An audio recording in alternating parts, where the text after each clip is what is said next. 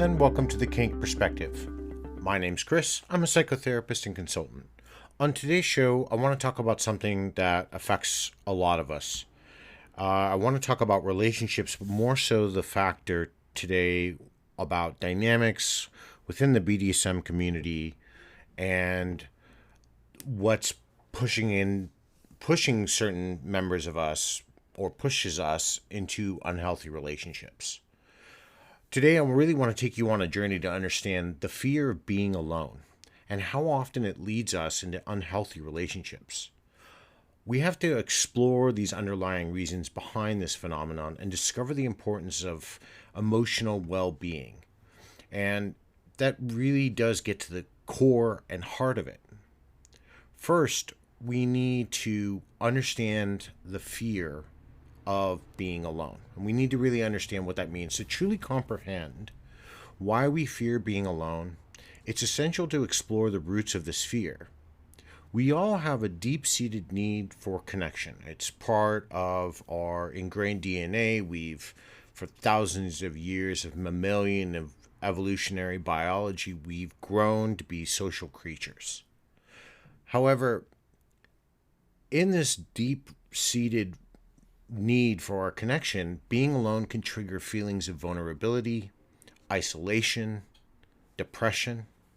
So I want to kind of explore some of these underlying factors that contribute to this fear. First, we need to understand the primary, and that's our human need for connection.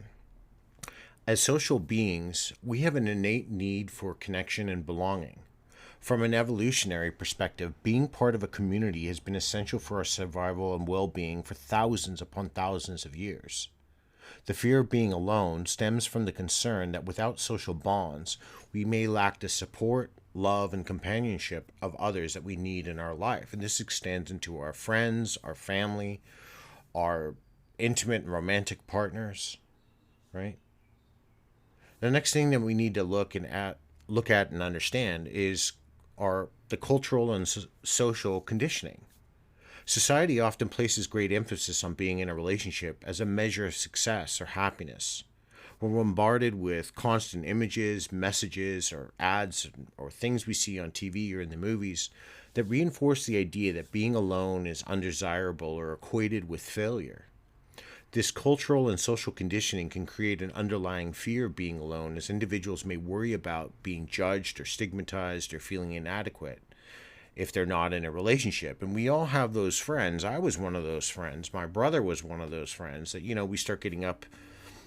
I had girlfriends throughout high school and my 20s, and then my friends started getting into much more serious relationships, as most do, in their mid to late 20s.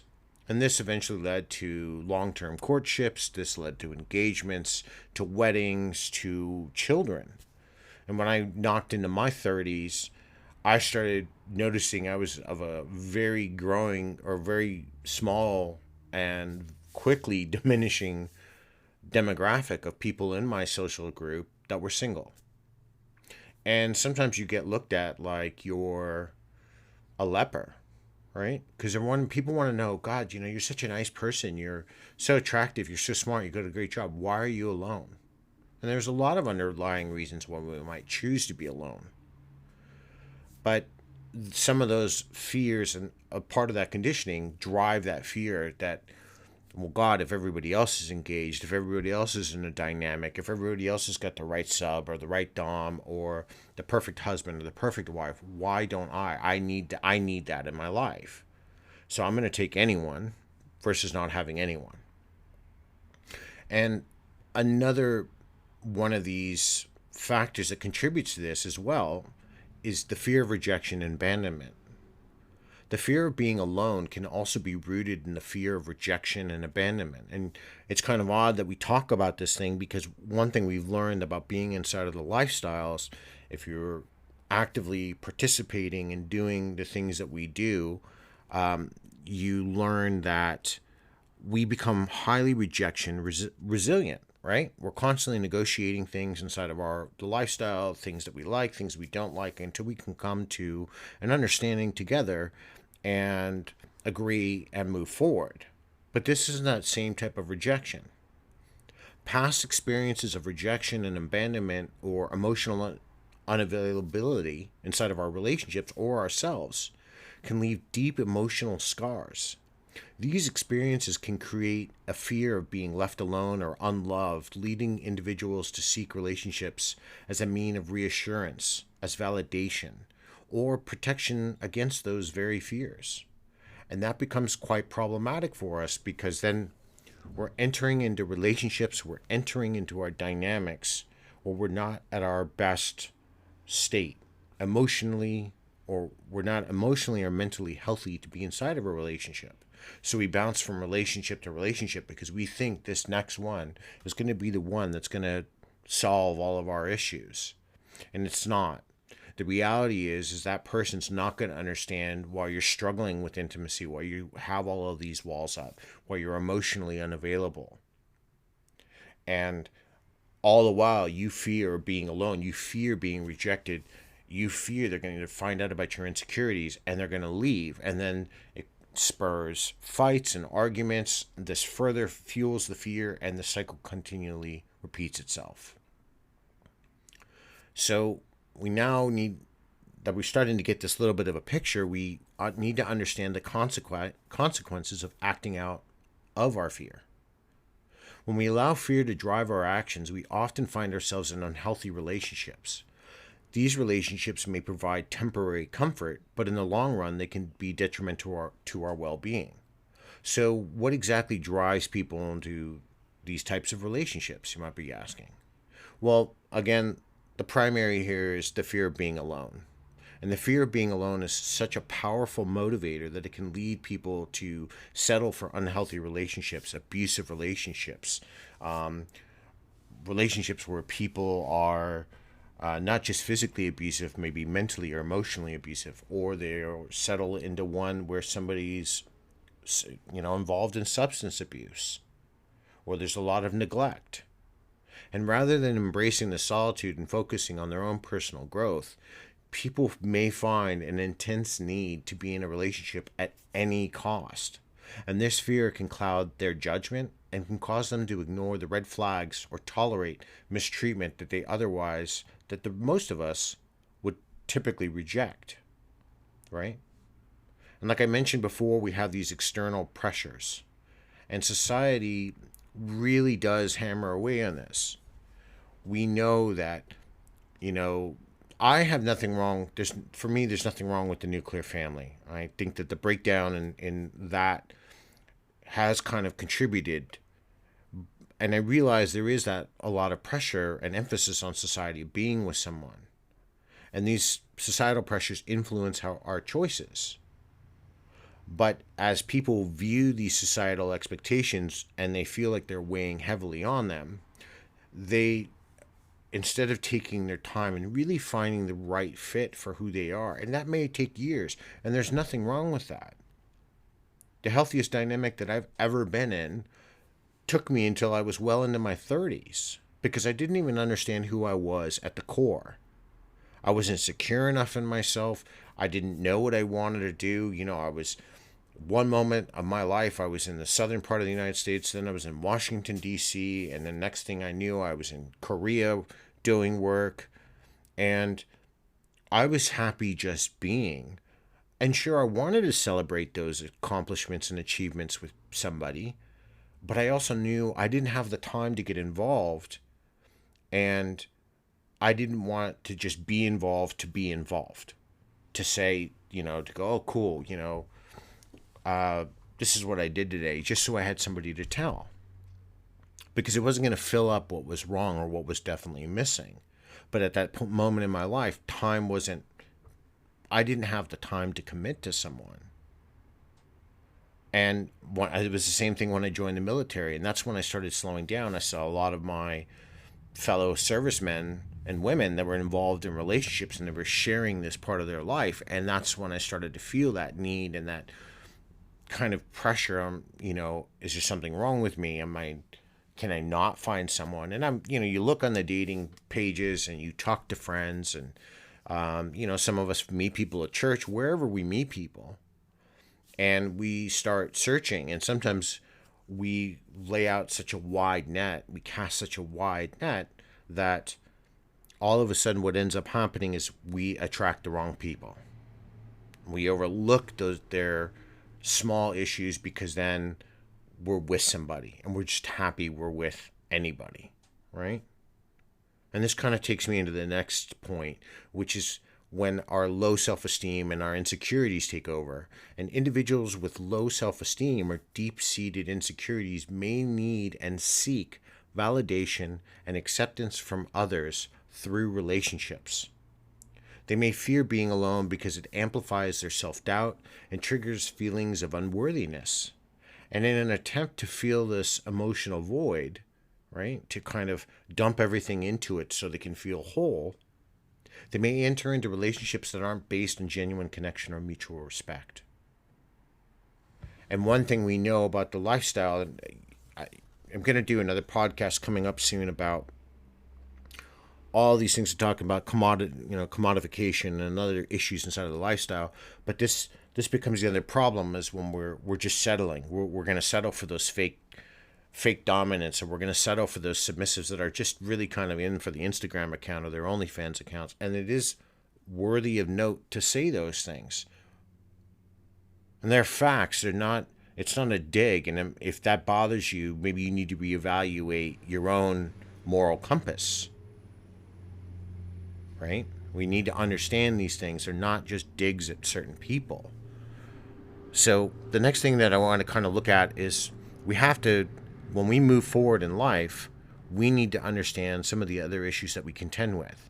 And one of those issues that we contend with as well, and this is something that I work with on a daily basis, are our past traumas and our attachment patterns. Now, past traumatic experiences such as abandonment or dysfunctional family dynamics can shape our attachment patterns and influence our relationship choices. People who have experienced emotional wounds may fear being alone due to unresolved trauma or fear repeating past patterns, because they can understand that pattern, and that pattern, it becomes familiar, and something that's familiar feels safe. And as a result, they may unconsciously attract or be drawn to unhealthy relationships that replicate their family dynamics. Alcoholism, abuse, whether, again, physical, mental, emotional, verbal, right? And finally, some people lack self-awareness, and a lack of self-awareness can prevent individuals from recognizing their own emotional needs and understanding what they truly desire in a relationship. Without self-knowledge, without understanding who we are, where we've come from, what we want out of life, right? And these are things that some of us discover early, and some of us, we're still on this journey. People may enter into relationships that don't align with their values or fulfill their long-term goals. You know, if I meet somebody and I'm dating somebody and I'm wanting to settle down, and you know, this is a party girl I'm dating and she just wants to go out every weekend and, you know, live the bohemian lifestyle, that's probably not going to align with me if in 5 years I want to have a family and I want to own a home and I'm on a fast track career path. It's not going to align with my values and goals. And so things aren't going to sync up. We're going to argue constantly, and ultimately the relationship's probably going to break apart. And this lack of clarity can contribute to the pattern of choosing unhealthy partners or staying in toxic dynamics. It's important to remember that the fear of being alone doesn't justify entering into unhealthy relationship dynamics. By addressing these underlying factors and prioritizing our emotional and mental well-being, we can break free this cycle and build healthier connections based on mutual respect, trust, and empathy, compassion, kindness, and genuine compatibility. And I know some of you are like, yeah, but I've tried. Well, we have to, before we keep looking for the person that's going to quote unquote complete us, we have to figure out if we are complete first. And this is really comes into these parts where we're starting to understand, you know, all the other factors that drive us psychologically to keeping us from finding what we want and keeping us in a stasis that I'll just take somebody and they're better than nobody. And we have to understand, it could be fear of intimacy. We're alone because we associate, you know, all of these vulnerabilities, these emotional openness, and this willingness to connect so deeply with somebody else. It terrifies us. The fear of being alone can stem from a fear of engaging in these intimate connections, and possibly this is where these negative experiences or fears of being hurt or rejected come in. We have a negative self-image, and that's usually a big one for a lot of people. This can truly intensify the fear of being alone. And if someone holds a deep enough belief that they are unworthy of love, they are unworthy of companionship, they are unworthy or not deserved of happiness, they may fear being alone as it reinforces their negative self-perception. They may believe that being alone confirms their inadequacy and their undesirability. And this leads to a strong aversion to being without a partner. Another major contributor in here is codependency. And this is a dysfunctional relationship pattern where individuals excessively rely on each other for their emotional and psychological needs. And the fear of being alone can be rooted in this codependent dynamic where one person fears not having someone to depend on for their validation, for their sense of support, or even to give them a sense of identity. I'm nothing without you. No, you are somebody without anyone. You're your own person forging your own path. This fear drives them to seek relationships even if they're unhealthy or fulfilling, because it becomes, again, that mantra of I'd rather have something than nothing. We have to understand about loss and abandonment. Past experiences of loss and abandonment and trauma can contribute to this fear of being alone, right? These drivers, these experiences create this underlying fear of being left behind, feeling unloved, feeling forgotten by someone in our life, whether it's family or friends or a partner. That the fear of experiencing similar pain and loss again can drive individuals to cling to relationships with dear life, even doesn't matter how toxic they are. And they do this so in an attempt to avoid being alone and facing those unresolved emotions that face them constantly. And we see this with people who are been conditioned in abusive, intimate partner violence relationships, IPVs, or domestic violence, or partners who are, they have heavy alcoholic partners. They don't want to leave. And finally, kind of when we're looking at like the insecurity about autonomy, a lot of people fear being alone because they have a strong reliance on others for decision-making, validation, their sense of identity, right? I talked about this already. The idea of being alone may invoke these feelings of uncertainty, lack of control, fear of being unable to navigate life independently. If I don't have someone, I don't know where I'm going in life. If I don't have someone, I don't know what I'm going to be without them, right? Here's a popular phrase, I'm nothing without you. We tell that when we're typically at the end of a relationship, when we're bawling our eyes out and we're crying to our partner, I'm nothing without you. You are somebody. And this insecurity about autonomy can contribute to that fear of being alone. Right? We have to understand these factors can be interconnected, and they do vary from person to person. And understanding these psychological factors is a crucial step in overcoming the fear of being alone and cultivating a healthier relationship, not just with somebody else. That's the key. You're cultivating a healthy relationship with yourself. And this kind of leads me into the next part of this, self-reflection and your emotional well-being. The key to breaking free from the cycle of entering unhealthy relationships out of fear lies in self-reflection and prioritizing our own mental well-being, right? We have to understand inside of that self-reflection how this can empower us to make healthier choices, to make better decisions for our future, to lay out parameters and boundaries that are much healthier for us to move forward in a relationship, in a friendship, with our family. because not all relationships that I'm talking about here just contribute to the romantic ones. Some of the most toxic relationships we're ever going to experience in our life stem from our family, right? And I know there's a lot of you right now shaking your head.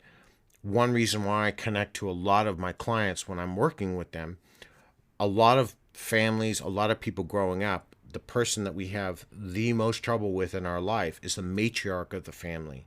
Dad's typically not around. If our families aren't one of the 68% that aren't divorced around the world. So if dad's still home, or if dad and mom are still married, dad's at work providing, right? For the majority. I know it's not everybody, so don't lose it when I'm saying that, but we're just going to go with the majority. So mom's left to do the disciplining and the caring and wiping our noses and, patching up our boo-boos when they happen.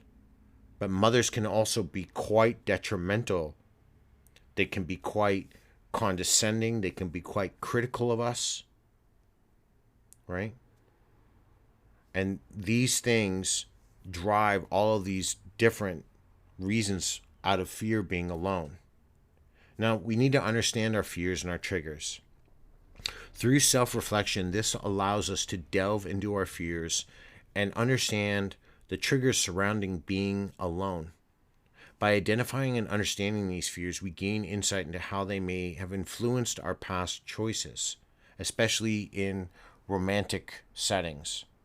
This self-awareness helps us make conscious decisions based on our true needs and desires rather than acting out of fear or trepidation or just happenstance. Oh, hey, you look like you're really good looking. Why don't we just, hook up and go out back? Let's go out into the parking lot, go hook up, right? A lot of relationships start out that way, and they don't end well. 90% of relationships that start out physically pretty much end. Actually, I think the number is a little bit higher. It's about 95%. But that's going to be a give or take situation. So the next part here that I really want to start talking about is how do we start working on this? How do we heal these past wounds and trauma? Self-reflection provides an opportunity to heal past wounds and unresolved trauma that may be driving us into unhealthy relationships. By addressing the process these experiences have affected in our sides of our lives and how they've affected our future, we can break free from the negative patterns and develop healthier coping mechanisms. This healing journey, without a doubt, involves seeking therapy, engaging in self-care practices, or finding support from trusted individuals, even self-help groups. I work every day with people with trauma. And so I've experienced trauma, so we don't, repeat the same patterns that have affected us or, are constantly in a state that's upsetting. We have to learn coping mechanisms. We have to learn how to work and reconcile with our past so we can begin to move forward in our future. It's not an easy journey, but it is a journey that can be done, right? And this kind of leads me to my next point when I talk about identifying emotional and mental needs. And self-reflection enables us to identify and prioritize our emotional and mental needs. It helps us understand what we truly require in a relationship to be fulfilled, supported, and valued. One of the things that when I'm working with people, I ask them, what are some qualities about you? What are some really good things that people know, whether it's in your work or your family or past partners have told you? And I'll get this small list, right? And somebody who's sitting in front of me, and I'm like, but you're highly intelligent, you're outgoing, you're hardworking, you own your own, you own your own house, or you have your own place, you own your own car, you have a really good support network of friends and family. So there's a lot more. And then I look at their list, it's got like 3 things on it. All right. So this is one of the things that we work on when we talk about therapy. But this clarity allows us to set healthier boundaries, communicate our needs effectively, and choose partners who are capable of meeting those needs. And if they're not, recognizing that and saying, you know what, this may not be the best person for me. They're not going to support me in my future. I won't be able to support them if they're not supporting me. Right?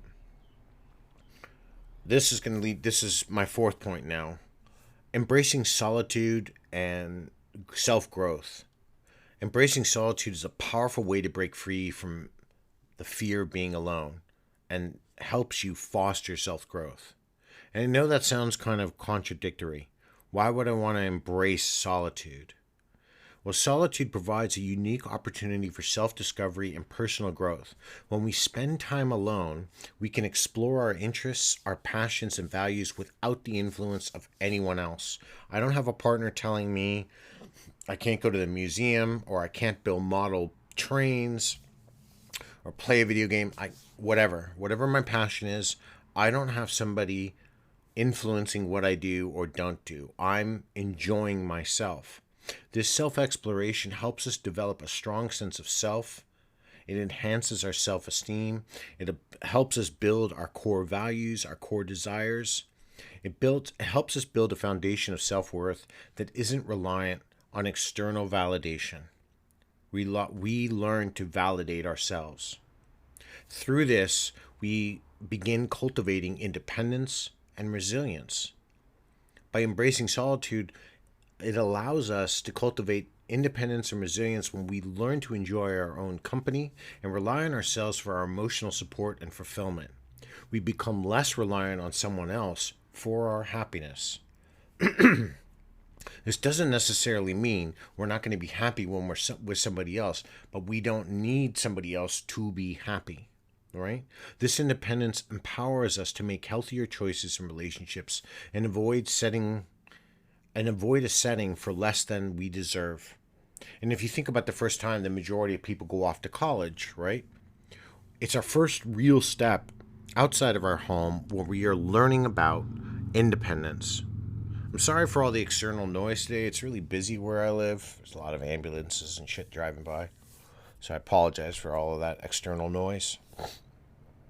But getting back to what I was saying, when we think about going to college, we're independent. We've got to get up. We've got to go to class. We've got to dress ourselves, feed ourselves. Got to go to the dining hall and feed ourselves. We might go out. We've got to make friends. None of that. We have no security net anymore. We've got no parents there.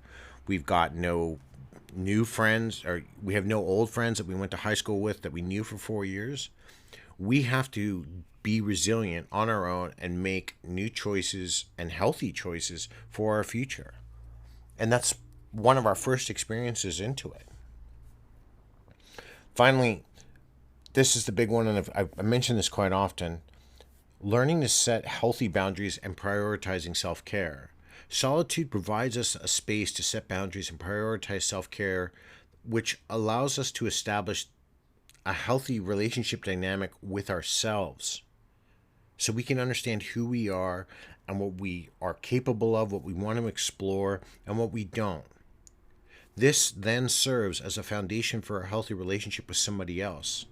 And by prioritizing self-care, we ensure that we are in the right emotional and mental headspace to engage in a relationship that we are mutually benefiting from, that we're mutually nurturing and growing together. Finally, and as much as this carries a lot of stigma, we need to understand that seeking support and nurturing healthy relationships isn't as bad as people make it out to be. Overcoming this fear of being alone doesn't mean we should isolate ourselves from the world, living off in some cave as a hermit crab. Now, if you want to do that and that's your jam, well, that's fine. You made a conscious choice. But seeking support and nurturing healthy relationships, as that becomes an essential part of our well-being, we have to understand how can we build this? Well, the first step in this is by building a support system. And building a support system of trusted friends and family, of professionals, can be instrumental in our journey towards a healthier relationship, right? Professional healthy relationships, romantic healthier relationships, familial healthy relationships, right? These individuals can provide guidance and understanding and a space for us to process our emotions, hopefully openly. They allow us to share our experiences and gain valuable insights into who we are. A support system allows us to navigate challenges and reinforce our commitment to our emotional well being. This, in turn, helps us develop relationship skills. And by seeking support, we can also involve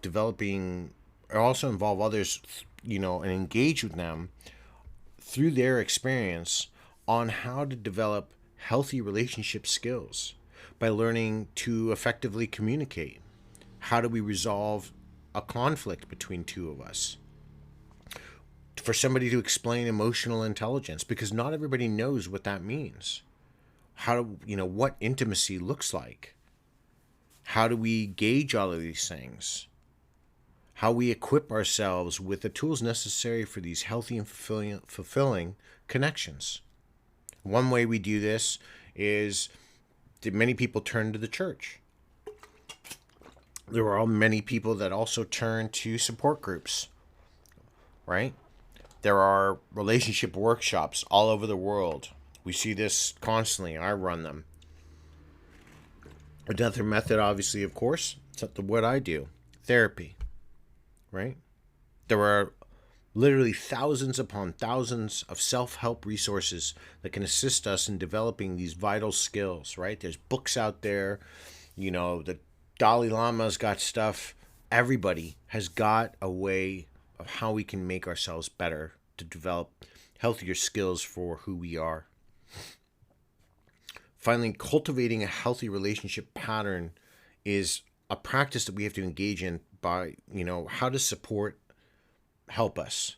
Well, by practicing self-reflection, it allows us to cultivate these relationship patterns as we become more aware of our own behaviors, beliefs, things that upset us, things that enable us to break free from toxic dynamics, and consciously choose relationships that align with our values and promote our well-being. If I'm only with somebody who, I might thoroughly enjoy their company, but they're only with me because they want my money or my status, how's that healthy? Our values and our goals are not aligned, and it's not going to work, right? By fostering open communication, mutual respect, effort, shared growth, shared experiences, we can nurture healthy and fulfilling relationships. But they take work. Relationships are a two-way street, people. If you've listened to me before, I say this all the time. I probably say effort more than anybody, especially in a place like FetLife or Fetish.com or other places on social media. I talk about how much effort we have to put into a relationship. And if a relationship is lacking effort, it's going to fail, right? We have to keep in mind that the journey to overcoming the fear of being alone and fostering these healthy relationships starts with self-reflection. It starts with self-care, right? It starts by seeking support when it's needed. By prioritizing our emotional and mental well-being, we can break free from the cycle of unhealthy connections and cultivate relationships that bring joy, fulfillment, and mutual growth. And that's what we're all after. That's what we want for ourselves as far as our future goes, right? Because I've very rarely in my life have I ever come across or met somebody who's like, nope, I want to die alone. I don't speak to my family. As soon as I was old enough, I'm out. I was on my own. I live out in the middle of the forest. I have no neighbors. I walk 25 miles to work, and then I don't talk to anybody. I'm just isolated, and I choose to be that way. I am sure there are people like that. There's probably people in Alaska. I know there's people in the Sierra Madres that choose that life, but that number is so infantile. It's almost, you can't even calculate it, right? So let's just take a moment to reflect on our fears and how they influence our choices in relationships. Let's acknowledge and address these fears, and by doing that, we can then liberate ourselves from the cycle of unhealthy connections. Remember, being alone isn't a weakness, right? But it's an opportunity for self discovery, growth, and evolution, right? I know there's a lot of people that feel this. There's a lot of my clients that are kind of stuck in this loop consistently. And they just go from relationship to relationship with whatever attachment style or reason.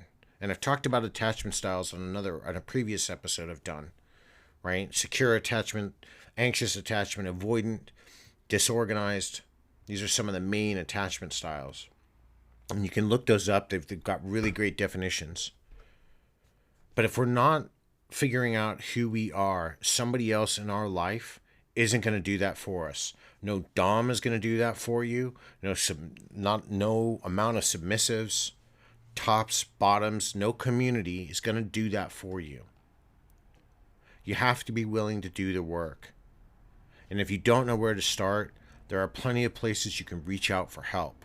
And don't be afraid to reach out for help. Learn to get over that stigma first. Yes, it can be daunting to want to talk to somebody, but you know what? It's better than not.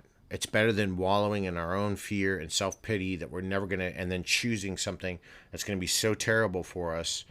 It's going to stick us further into that black hole and void that we've been in most of our life, right? So if this sounds familiar to you, if you know somebody you've helped through, I'd love to hear it in the comment sections below. Please, if you do like this podcast and you're subscribing on it or subscribing to it through Spotify on the app, please rate it 5 stars so others can find it. I do have a book out, Tangled Desires, the exploration of BDSM and psychology. That's out wherever you can buy your web-based books or your Kindle type books. I am going into a second edition of it. So there's going to be some revisions if you were holding off. I've gotten a lot of feedback from the community from those who have bought it. I'll probably be lowering the price. But with that said, everybody, until next time, be safe and stay kinky.